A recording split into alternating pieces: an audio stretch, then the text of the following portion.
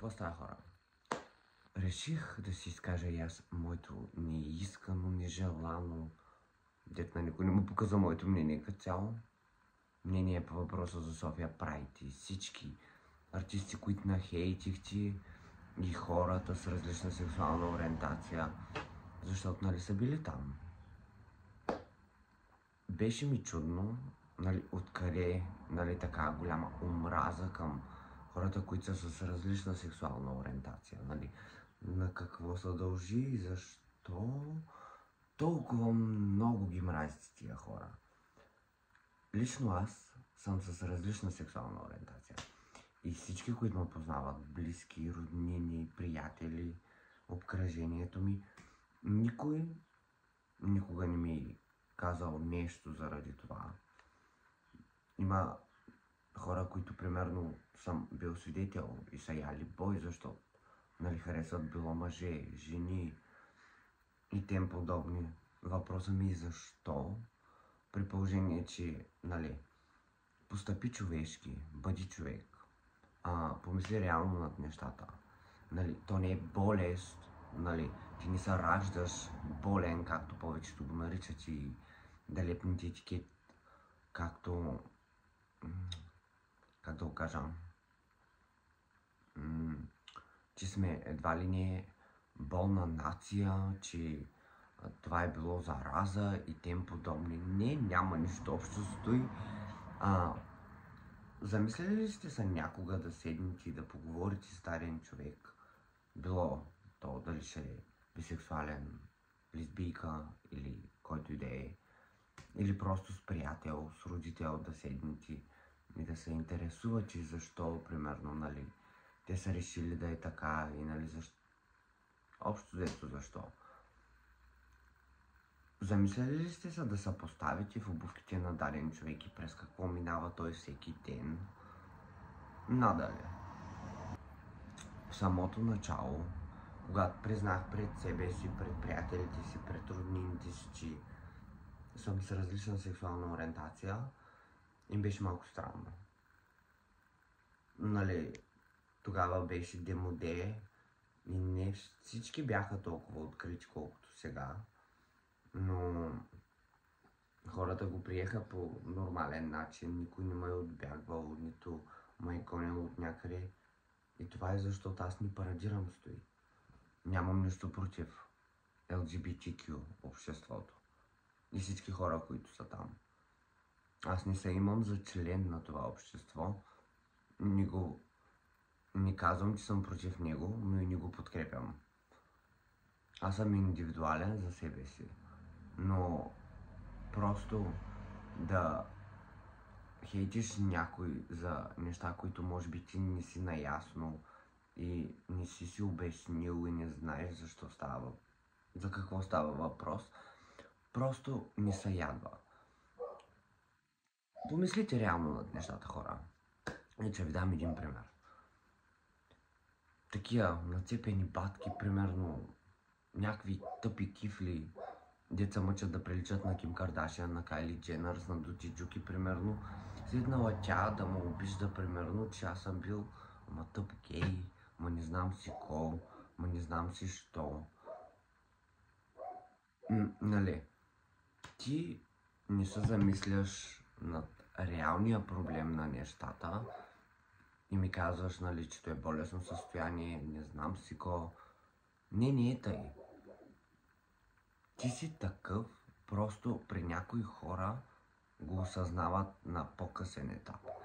Познавам хора, които имат семейства, деца, жени не са от суматико сургуджини и са на сила, стоят с тях и живеят с тях, само и само, защото ако си признаят какви са, обществото ще ги изхвърли, то ще стане бунт, хората ще повлият. Приятелите му ще се отрекат от него, близките му, всички ще го намразят. Хейтърс бъде брутален. Второ, доста хора избиват комплекси по този начин, като дай да нахейтим някой друг, примерно, нали, да бъдем като всички останали, само и само, нали, на нас никой нищо да ни каже, тъй или иначе. логика няма. Защо искаш да си като всички останали? Заради всички хора сме различните или иначе. Всеки има различно мислене, различен начин на говор, разсъждава за различни неща по съвсем различен начин. Просто бъди себе си. Доста млади мъже и момчета, мога да кажа, че ги е страх да си признаят какви са, само и само за да ни ядат хейт. И съм присъствал на гледки, на случки, че, как да го кажа, да не засегна някой, човек, който е спал с мой най-добър приятел, го нахейти пред неговата компания и го наричаше тъп гей, долен педерас, не знам си ко. Само и само, за да може неговите приятели нищо да не му кажат и нали да бъде виж ма, сами баси пича, нали, не знам си ко. Мисъл, брато, отстрани си смешен, при положение, че ти самия знаеш какво си направил. И доста хора са тъй, доста хора се крият и потискат явно себе си в тяхната същност, не знам и аз точно как да го обясня, но смешно е да мразиш човек, който даже не знаеш през какво преминава всеки ден. Аз самото начало берях много хейт, ужасно много хейт. И по улиците, и онлайн, и в социалните мрежи, навсякъде. Никой не знаеше през какво съм преминал, примерно, и през какво преминавам всеки ден. Не си с мен 24/7, няма как да знаеш. Получавал съм съобщения от сорта на вари се самоубий, че не заслужаваш да живееш, че си напаст. Изчезвай от тука. И той са заплахи, примерно, от деца, от момчета, мъже, на годините на баща ми. Нали, малко или многото нещо може да те бутни по някакъв начин. Обаче въпросът е да имаш силна психика и да знаеш как да се справиш с тези неща. Някои хора не са тъй, някои хора са с лабилна психика и всичко им влияе и стигат и до нервна криза, и което е много зле. Затова моят съвет към вас, нали, е: поставете се на място на другия и тогава може би, не да го разберете напълно, може да разберете самия човек, нали, през какво минава, какво му има. Защото гледате, примерно, усмихвам се, примерно качвам някакви неща, дрънкам глупости, простоти.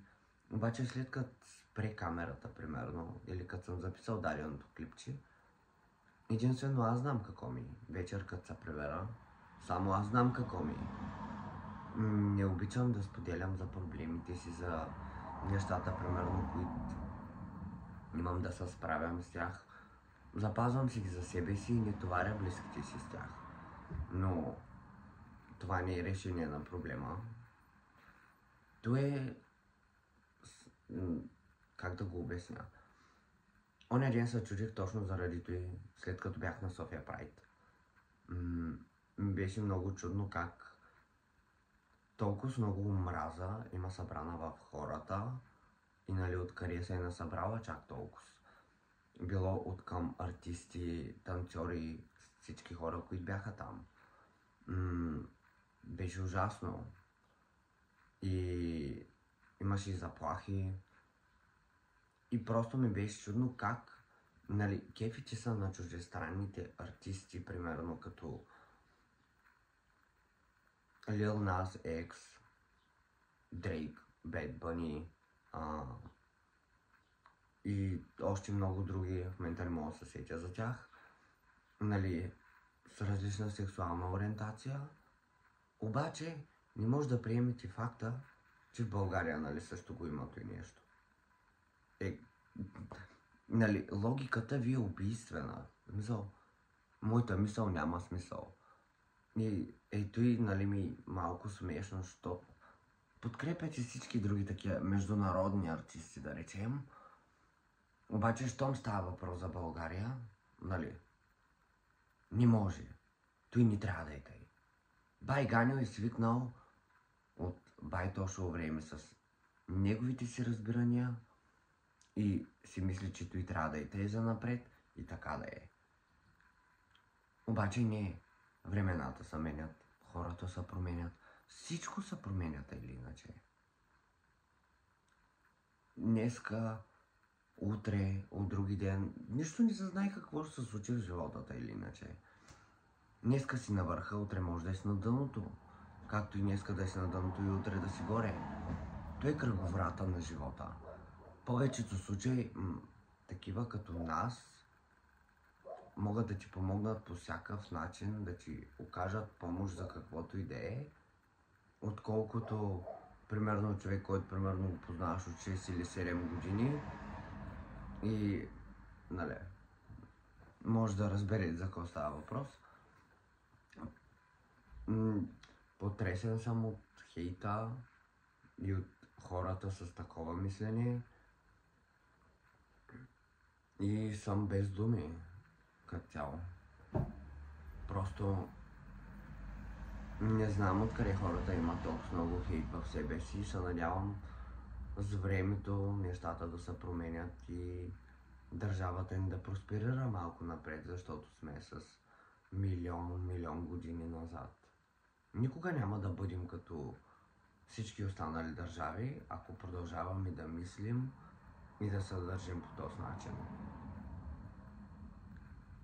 Просто хората трябва да покажат малко разбирателство, да ни натрапваш това, че си такъв, може би на бай Ганьо, защото бай Ганьо не е свикнал на тия неща и бай Ганьо са дразни.